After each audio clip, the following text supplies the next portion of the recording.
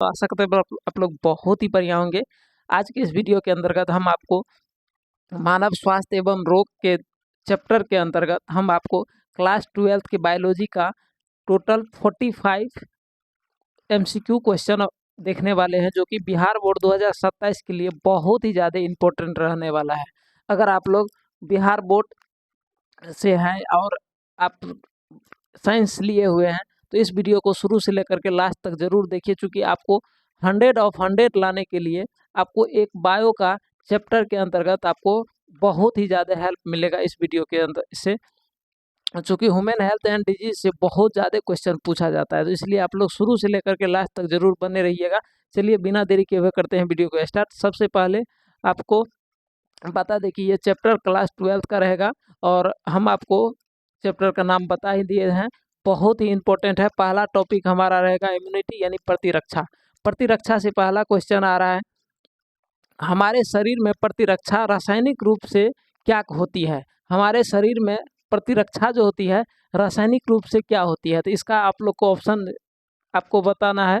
Steroid होती है, lipoprotein होती है, ग्लाइकोप्रोटीन होती है जिसको इम्यूनोग्लोबुलिन कहते हैं, और उसके बाद कहते हैं फोस्फोलिपिड। ठीक है, तो इसका राइट जवाब आपको बताना है। तो इसका राइट जवाब जो हो जाएगा वो हो जाएगा option number C. Option number C हो जाएगा। इसी को दो नाम से जाना जाता है, या तो आप ग्लाइकोप्रोटीन कह लीजिए या इम्यूनोग्लोबुलिन कह लीजिए। ये दो नाम से जाना जाता है। इम्यूनोग्लोबुलिन आपको इंग्लिश नाम हो गया, ग्लाइकोप्रोटीन आपको हिंदी नाम हो गया। तो आई होप कि आपको ये क्वेश्चन क्लियर हो गया होगा। और टोटल जो है हम आपको 45 क्वेश्चन इस वीडियो के अंतर्गत बताने वाले हैं, जो कि एग्जाम के व्यू से बहुत ही ज़्यादा इंपॉर्टेंट रहेगा। तो आप लोग ज़रूर इसको आप लोग कॉपी पेन ले करके नोट करते जाइए या आप स्क्रीनशॉट लेते जाइए, आपको देखना है। चलिए अगले दूसरा नंबर क्वेश्चन की ओर बढ़ते हैं। कहता है, अंग प्रतिरोपण के समय बाहरी अंग को अस्वीकार करने के लिए कौन सी प्रतिरक्षा जिम्मेदार होती है। यानी अंग जब प्रतिरोपण होता है उस समय जब मान लेते हैं कि अगर कोई भी किसी भी प्रकार का बाहरी रोगाणु अगर हमला करता है तो उसको वो अस्वीकार कौन करता है। तो इसका जो राइट जवाब हो जाएगा वो हम आपको बताए थे कि कोशिका माध्यमिक प्रतिरक्षा होता है। अगर आप लोग हमारे क्लास में आए होंगे और आप लोग जो है अगर मान लेते हैं कि इसको प्रतिरक्षा को अच्छा से रीड किए होंगे, पढ़े होंगे, तो आपको पता होगा कि ऑप्शन नंबर सी होता है सेल माध्यमिक प्रतिरक्षा। ठीक है, चलिए अगला समझते हैं। अगला क्वेश्चन नंबर 3 है, किसी रोगजनक से उत्पन्न कम तीव्रता की अनुक्रिया पहली बार सामना होने पर शरीर द्वारा क्या कहलाती है। तो जब कोई कम तीव्रता वाली रोग होता है उससे जब पहली बार हमारा इम्यूनिटी लड़ता है तो उसको क्या कहते हैं, तो प्राथमिक अनुक्रिया कहते हैं।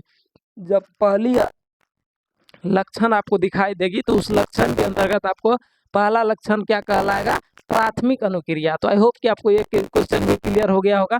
अगला चौथा नंबर क्वेश्चन कहता है कि तरल प्रतिरक्षा अनुक्रिया यानी AMI कहते हैं, इसको इंग्लिश में कहते हैं ह्यूमरल।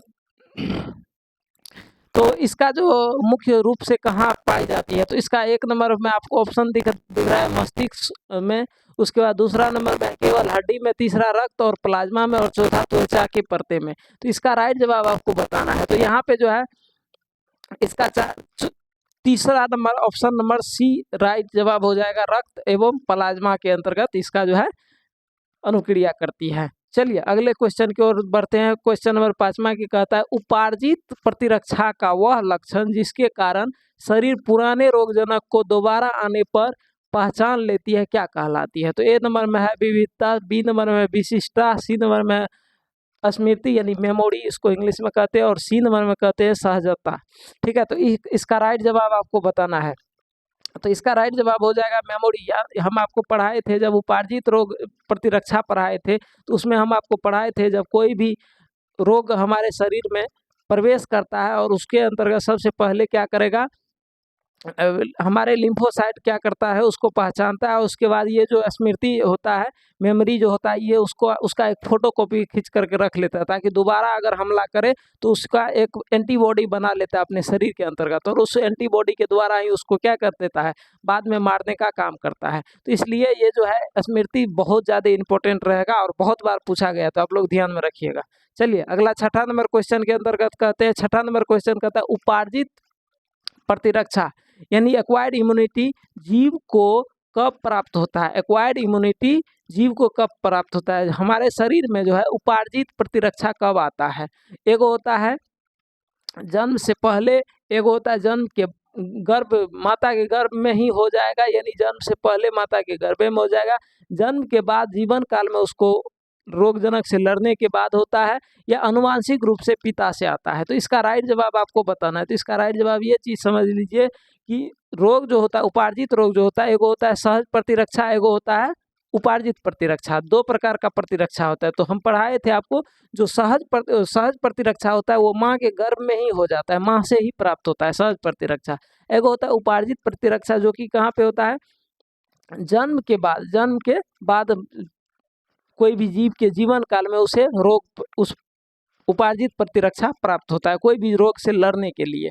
तो चलिए, तो आई होप कि आपको यहाँ तक क्लियर हो गया होगा। अगला क्वेश्चन कहता है प्रतिरक्षी अणु के पास कितनी पेप्टिडोग्लाइक श्रृंखलाएं पाई जाती है। तो यहाँ पे जो है पेप्टाइड जो श्रृंखला जो होती है वो आपको बताना है। तो एक नंबर में 2, 4, 6, 8। तो इसका राइट जवाब आपको बताना है। तो इसका राइट जवाब ऑप्शन नंबर बी हो जाएगा, यानी 4 को पाया जाता है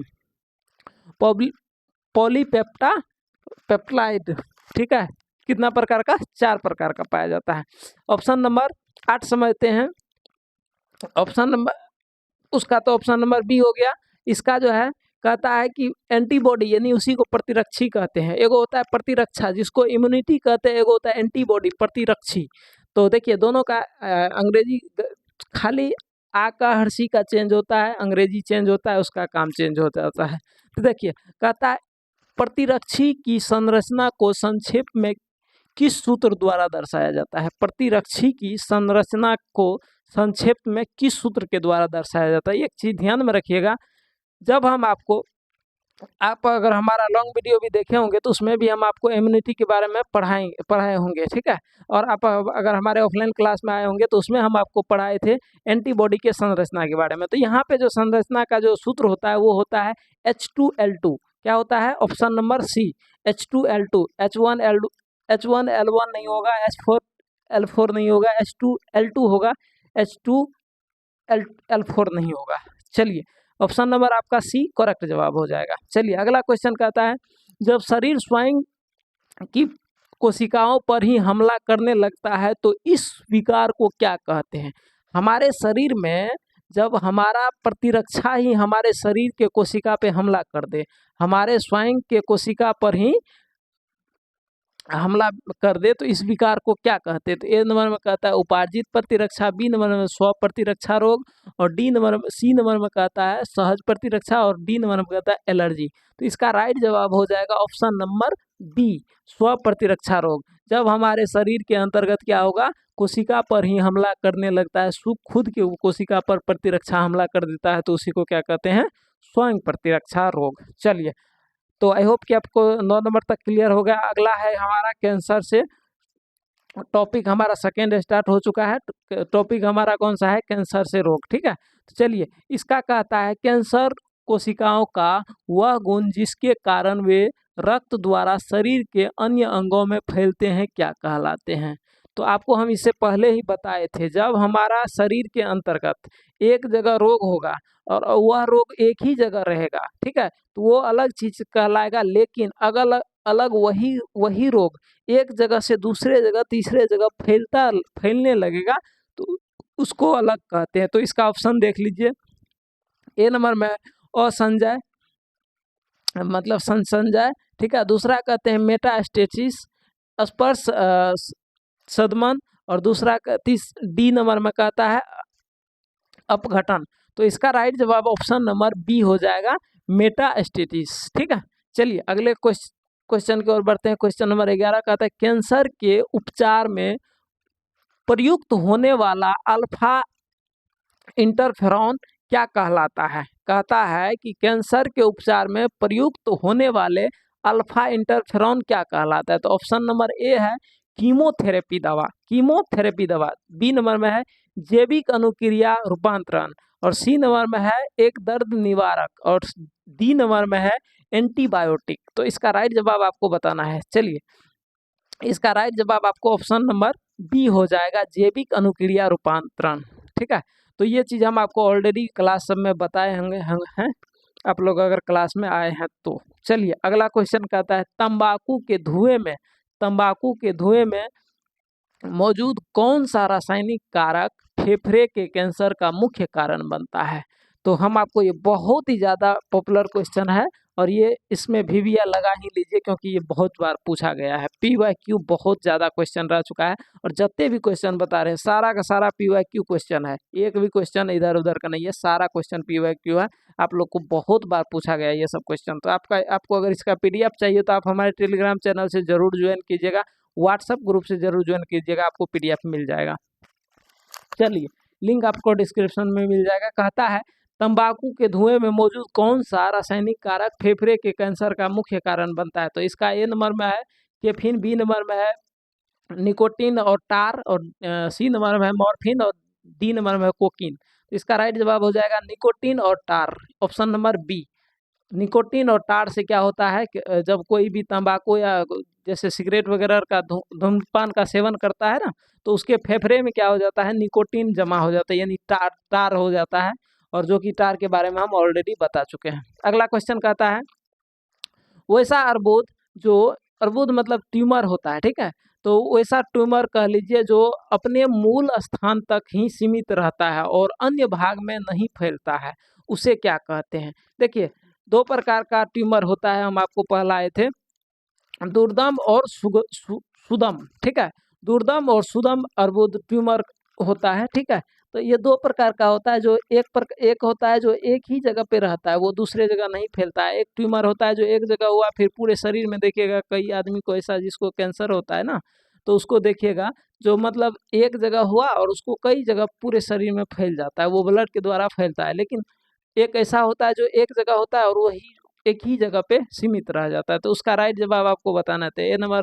आप ऑप्शन देख लीजिए, दुर्दम ट्यूमर, उसके बाद जो है सुदम ट्यूमर, मेटास्टेटिस ट्यूमर, और कॉर्निसिनोमा। ठीक है, तो इसका राइट जवाब ऑप्शन नंबर बी हो जाएगा, सुदम ट्यूमर कह लीजिए। ठीक है, चलिए अगले क्वेश्चन की ओर बढ़ते हैं। अगला क्वेश्चन कहता है ऑप्शन क्वेश्चन नंबर 14 कहता है जीवित ऊतकों में बिना किसी नुकसान के कैंसर का सटीक पता लगाने वाली सबसे सुरक्षित चुंबकीय तकनीकी कौन सी है।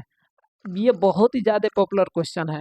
तो ऑप्शन नंबर ए में है एक्सरे, जिसको रेडियोग्राफी भी कहते हैं, दूसरा है CT स्कैन, तीसरा है MRI, और चौथा है PET स्कैन।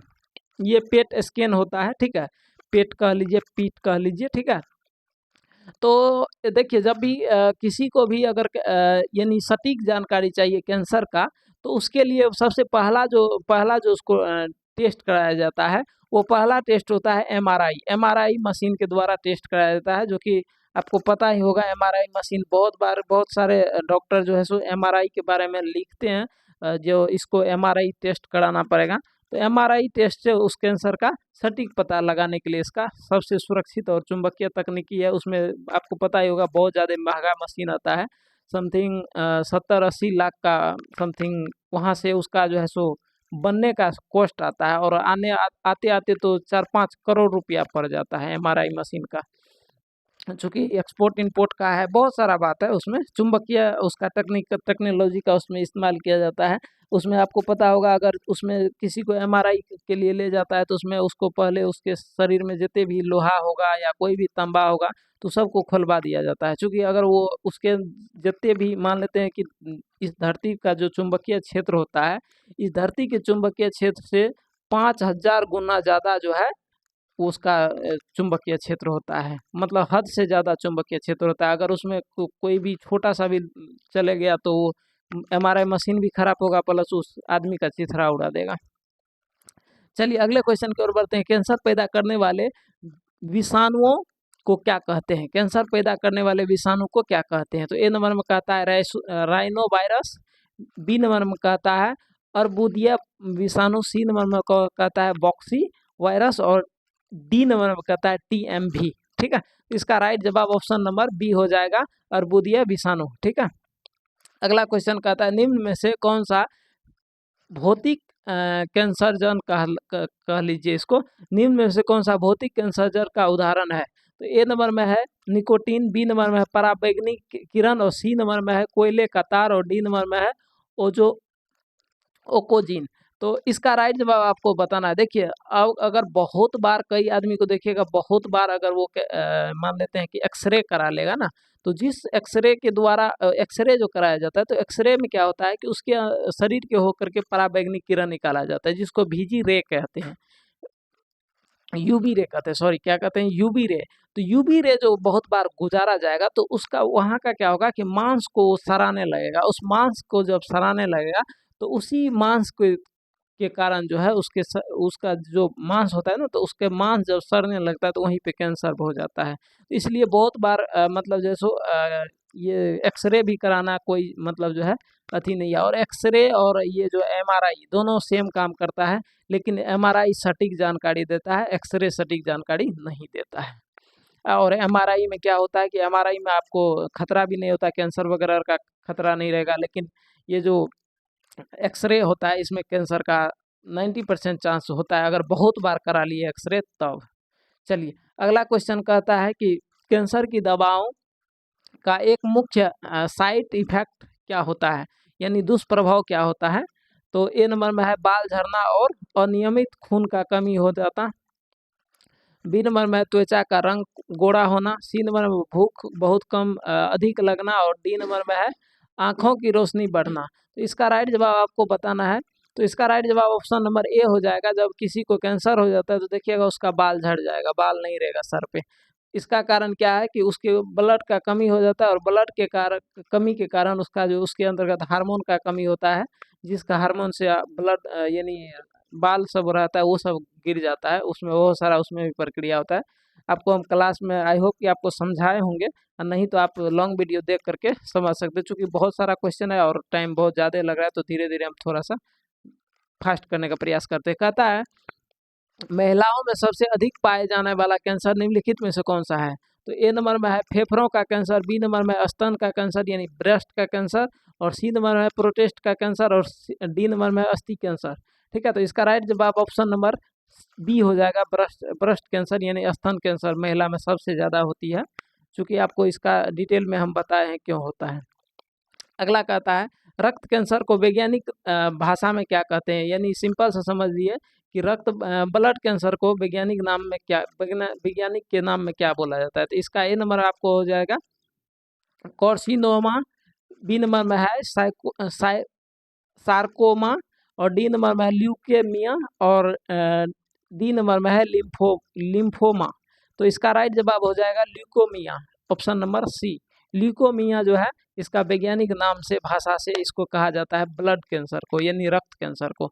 अगला क्वेश्चन कहता है सामान्य कोशिका में पाए जाने वाले वे सुप्त जीन जो कैंसर पैदा कर सकते हैं क्या कहलाते हैं? तो ए नंबर में है प्लास्मिड, बी नंबर में है सिल्ट्रॉन, डी नंबर में है प्रोटो ओकोजीन और डी नंबर में है ट्रांसपोजोन। तो इसका राइट जवाब ऑप्शन नंबर सी हो जाएगा, प्रोस्टोओकोजीन। प्रोस्टोओकोजीन जो है जिसको शॉर्ट में हम CONC कहते हैं। ठीक है, तो इसका राइट जवाब ऑप्शन नंबर सी हो जाएगा। अगले क्वेश्चन की ओर बढ़ते हैं। अगला क्वेश्चन कहता है आंतरिक अंगों की त्रिमिया यानी 3D, इसको 3D कह लीजिए, त्रिविमीय कहते हैं, मैथ की भाषा में त्रिविमीय कहते हैं और वैसे अंग्रेजी में 3D कहते हैं। इमेज लेने के लिए एक्स किरण का उपयोग किस तकनीकी में किया जाता है?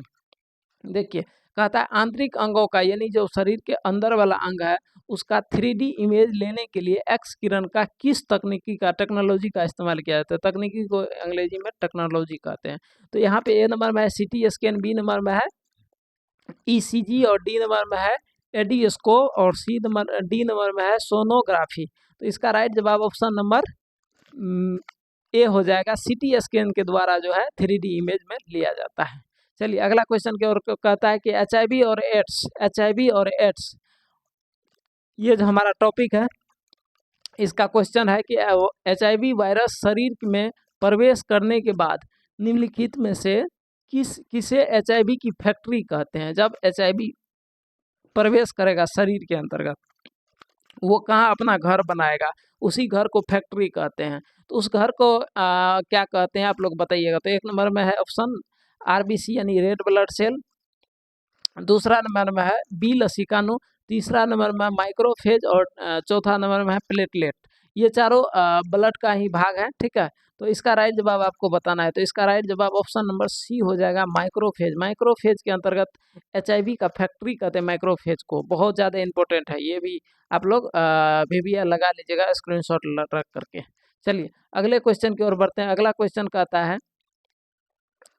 HIV वायरस में कौन सा एंजाइम पाया जाता है जो RNA को DNA में बदल देता है, कन्वर्ट कर देता है।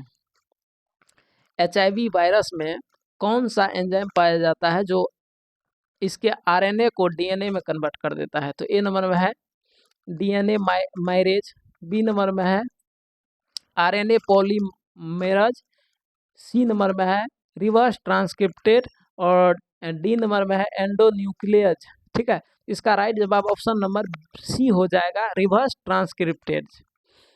चलिए अगले क्वेश्चन की ओर बढ़ते। कहता है HIV संक्रमण की पहचान के लिए शुरुआती तौर पर HIV जो कोई संक्रमित हो जाएगा उसका पहचान करने के लिए शुरुआती दौर में या शुरुआती तौर पर किया जाने वाला मुख्य टेस्ट, पहला टेस्ट कौन सा होता है। देखिए HIV का टेस्ट बहुत सारा होता है, 3 प्रकार का टेस्ट होता है, हम आपको पहले ही बताए थे। तो ऑप्शन नंबर ए है विडाल टेस्ट, बी है वेस्टर्न ब्लॉट टेस्ट, ठीक है, और सी नंबर में है एलिजा टेस्ट, डी नंबर में है बायोप्सी, ठीक है। तो पहला जो टेस्ट कराया जाएगा वो एलिजा टेस्ट होगा, यानी HIV का पहला टेस्ट कौन सा होगा, एलिजा टेस्ट होगा। तो आई होप कि आपको यहाँ तक क्लियर हो गया होगा। अगला क्वेश्चन कहता है 25 नंबर, HIV के संक्रमण के कारण शरीर की किस विशेष कोशिकाओं की संख्या में भारी कमी हो जाती है। देखिए जब HIV कोई संक्रमित होगा, कोई भी आदमी HIV संक्रमित होता है तो उसके शरीर में जो कोशिका होता है तो कौन सा कोशिका का कमी हो जाएगा, वो भी भारी कमी होता है।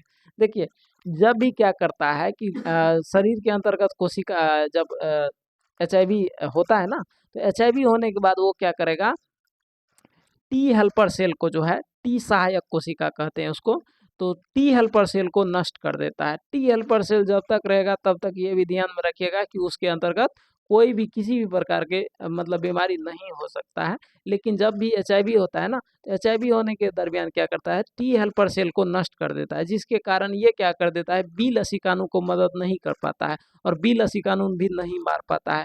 जब मान लेते हैं कि अगर चाइना और यूक्रेन में युद्ध हुआ था तो उसमें क्या हुआ कि जो ये अमेरिका था वो क्या किया, डायरेक्ट यूक्रेन को इसको चाइना को मदद कर दिया था। तो चाइना मतलब जो है सो ज़्यादा अपना इस यूक्रेन पे हावी हो गया था। तो यही कारण था कि मतलब जैसे अगर हमको कोई हेल्प कर रहा है, अगर मान लेते हैं कि उस हेल्परे को अगर नष्ट कर दिया जाए तो फिर हम क्या कर सकते थे। यहाँ पे वही बात था कि बी लसिकानु क्या कर देता है, कोई भी रोगाणु को मारने का कार्य करता है, और बी लसिकानु को हेल्प कौन करता है, T सहायक कोशिका, जिसको T हेल्पर, इसके नाम में हेल्पर लगल है तो इसीलिए यह हेल्प करता है और यही उसको मदद करता है। चलिए अगले क्वेश्चन की ओर बढ़ते हैं। कहता है HIV वायरस का अनुवांशिक पदार्थ निम्नलिखित में से कौन सा होता है। HIV वायरस का जो अनुवांशिक पदार्थ होता है, यानी कहता है उसके बीज के अंतर्गत जो होता है वो एक प्रकार का जेनेटिक मटेरियल होता है जिसको अनुवांशिक पदार्थ कहते हैं। वो किस प्रकार का होता है। तो ए नंबर में है द्विरेखीय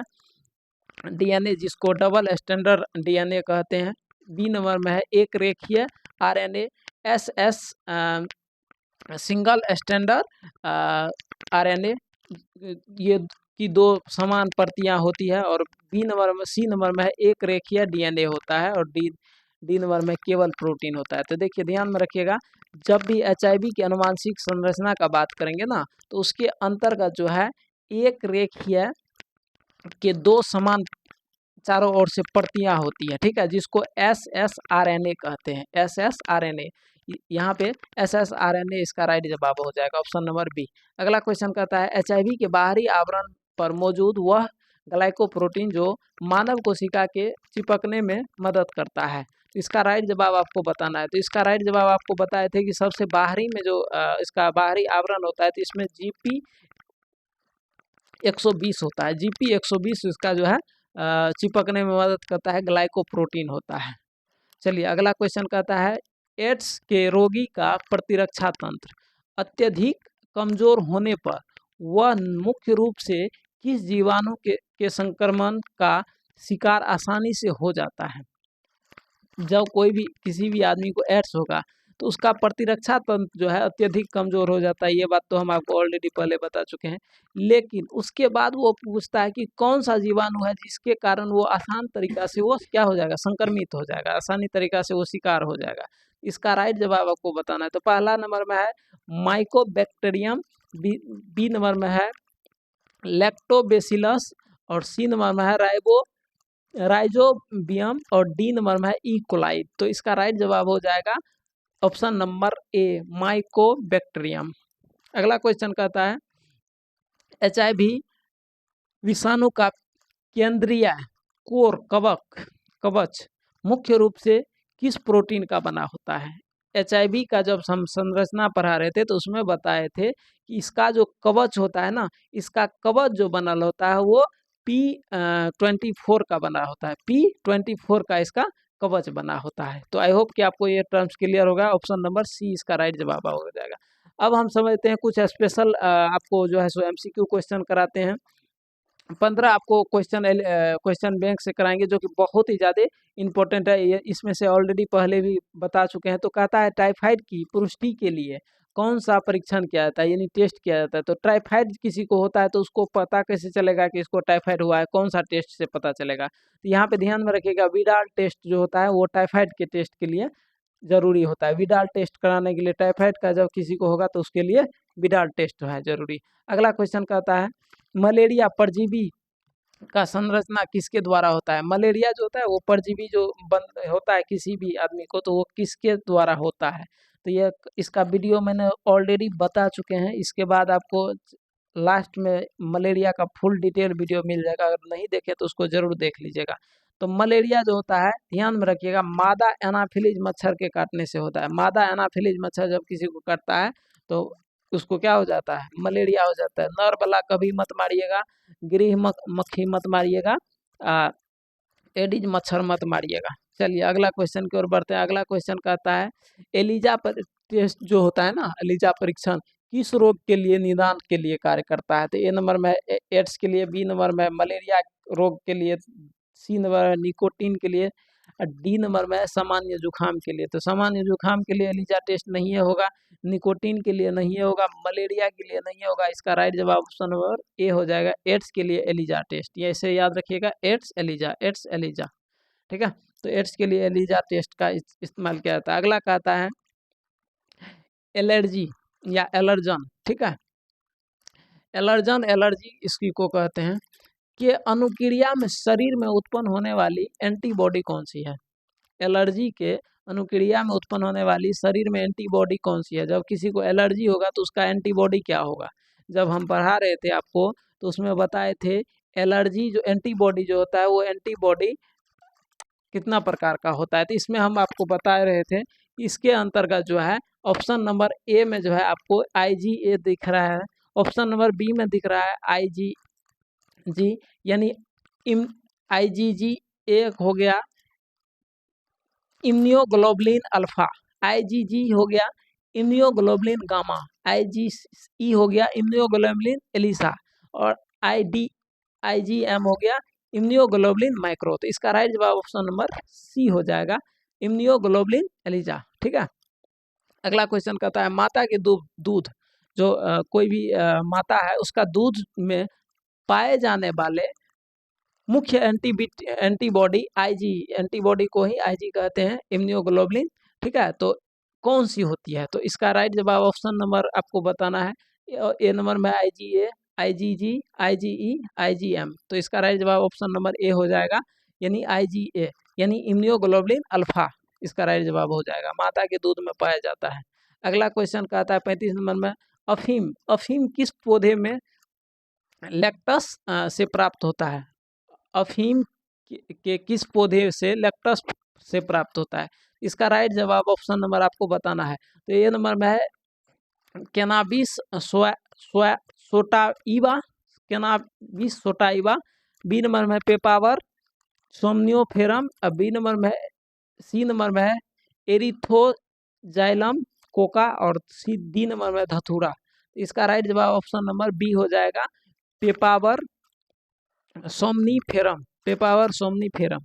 अगला क्वेश्चन कहता है एल्फेरियासिस रोग किसके कारण होता है? तो इसका राइट जवाब ऑप्शन नंबर बी हो जाएगा, बेचोरिया बेनक्रॉफ्टाई का, इसके कारण होता है। अगला क्वेश्चन कहता है दांत की बीमारी शरीर में किसके संक्रमण से होता है? तो इसका राइट जवाब आपको बताना है। ए नंबर में कवक, बी नंबर में जीवाणु, सी नंबर में विषाणु, डी नंबर में प्रोटोजोआ। तो इसका राइट जवाब ऑप्शन नंबर ए हो जाएगा, कवक के द्वारा होता है।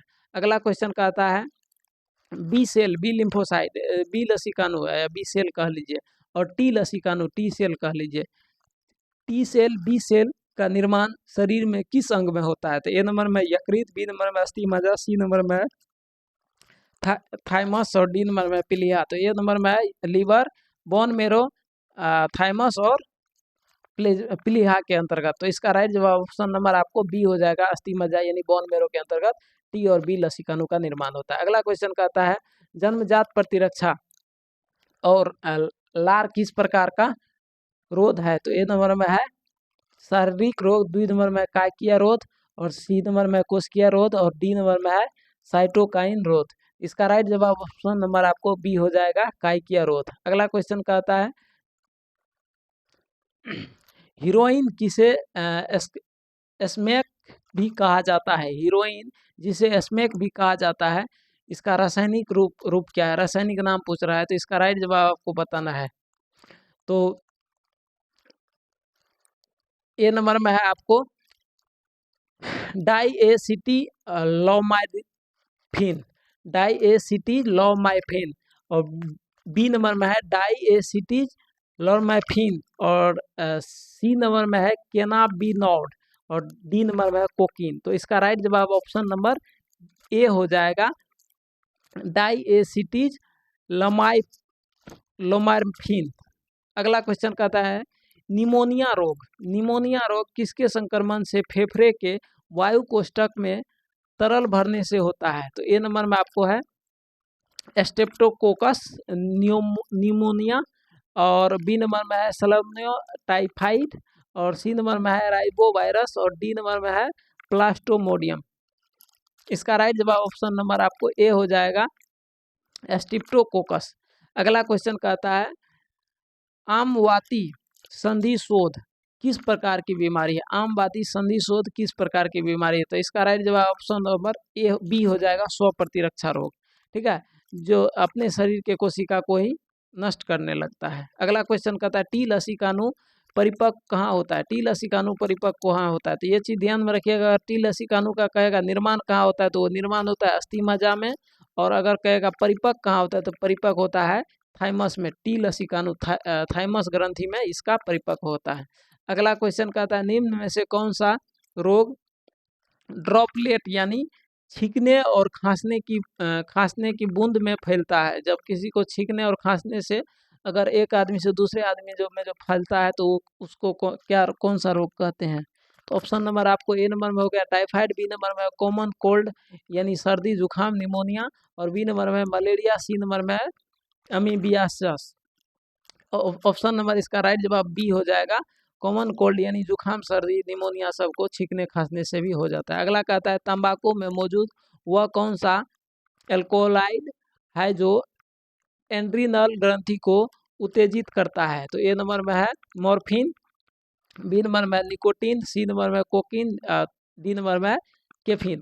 कहता है कि तंबाकू में मौजूद वह कौन सा एल्कलाइड है जो एड्रिनल ग्रंथि को उत्तेजित करता है, यानी तलब जिसको कहते हैं। अगर कोई किसी भी चीज़ का नशा करता है तो उसको तलब लगता है ना, तो उसको तलब जो लगता है किसके कारण तलब लगता है, तो ये चीज़ ध्यान में रखिएगा, एल्कालाइड के द्वारा उसको तलब लगता है, जिसका राइट जवाब ऑप्शन नंबर बी हो जाएगा, निकोटीन जो होता है निकोटीन के द्वारा। तो आई होप कि आपको यहाँ तक क्लियर हो गया। यहाँ तक वीडियो देखने के लिए आपको धन्यवाद। और अगर आपको इसका नोट्स चाहिए तो आप हमारे टेलीग्राम चैनल से ज्वाइन कर सकते हैं। और आपको अगर ऐसा ही हेल्पफुल चाहिए, आप 12th के बिहार बोर्ड में टॉपर बनना चाहते हैं, अच्छा मार्क लाना चाहते हैं, तो आप इस चैनल को जरूर से सब्सक्राइब कर लीजिए। मिलते हैं नेक्स्ट वीडियो में। और आपको हर एक वीडियो का जितने भी टॉपिक है इस ह्यूमन हेल्थ एंड डिजीज के अंतर्गत, इसके अंतर्गत बहुत सारा आपको टॉपिक के अंतर्गत फुल वीडियो आपको मिल जाएगा। चैनल पे जाकर के जरूर देखें। मिलते हैं नेक्स्ट वीडियो में। बाय।